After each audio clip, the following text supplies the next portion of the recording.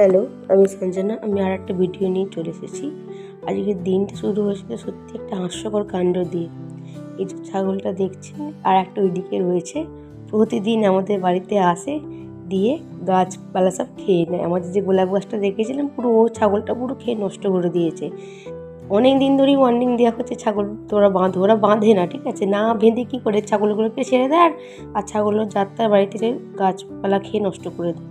তো আজকে ডেকে আনা হয়েছে যে তুমি সই সাবুত করো যে তোমার ছাগলকে তুমি বেঁধে রাখবে আর কখনো তোমার ছাগল এদিকে আসবে না, আসলে কিন্তু এবার ছাগলটাকে আমরা মানে যেখানে ছাগলতে জমা দেওয়া হয় সেখানে দিয়ে আসবো। সত্যি মানে ওদের তো দোষ নেই, বলুন, ওরা নিরীহ গোবাছার, ওরা কিছুই বোঝে না। কিন্তু যারা মালিক পক্ষ তাদের তো দেখে রাখা উচিত। গাছপালা খাক, জমি আছে সেখানে বাঁধুক, কিন্তু ওরা ছেড়ে দেয়, বাঁধে না।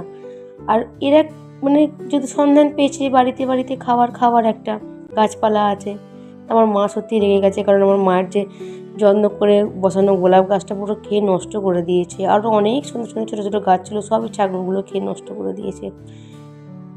তো মার রাগে অনেকবার বলেছে, এটা নিয়ে প্রায় 5-6 বার বলা হয়ে গেছে, তবুও এরা কিছু সেই কোনো ডিসিশন শোধরায়নি। তো আজকে লিখিত পরীত করে নেওয়া হলো। সেই আমরা ভিডিও করছি, মা বলছি ভিডিও করে, কারণ যাদের ছাগল তারা না অস্বীকার করে, বারবার ছাগল আসে, মাকে বলে না ঢোকেনি, ওই জন্য পুরো ভিডিওটাই আমি নিয়ে রেখে দিয়েছি।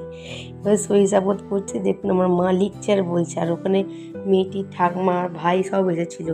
মেয়েটি সই করছে এখন। আমি ওকে বলছিলাম যে দেখ, ওরা তো নির্বোধ, ওরা তো কিছু বোঝে না, ওরা বাচ্চা ছাগল একে, তারপরে ওদের আমাদের মতো মানুষের মতো তো বুদ্ধি নেই। তারপরে এদিকে দুর্গাপুজো যদি চলে এসেছে, নাড়ু তৈরি হচ্ছে, বাড়িতে রেডি হয়ে গেছে, এবার একটু কম নাড়ুই করা হচ্ছে, পরবর্তীতে আবার করা হবে। বাড়িতে তো লোকজন আমাদের খুব বেশি নেই।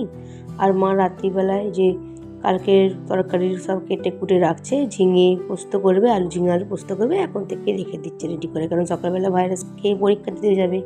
আর এদিকে আমার ভাই খাচ্ছে চা, আমি বলছি আমার জন্য একটু রাখিস নি। আমি ঘরে এসে দেখছি দিদার শরীরটা খুব খারাপ, দিদা পড়ে গেছে। তো দিদার একটা দিকে কোমরে প্রচণ্ড চোট পেয়েছে, বোঝা যাচ্ছে না এখন কী হয়েছে, ডাক্তার দেখাতে নিয়ে যাওয়া হবে কলকাতাতে। দিদার শরীরে এমনি হাড় বেশি চামড়া নেই, মাংসও নেই, তো প্রচণ্ড কষ্ট পায়। আমি এদিকে বাইরেটা দেখছিলাম।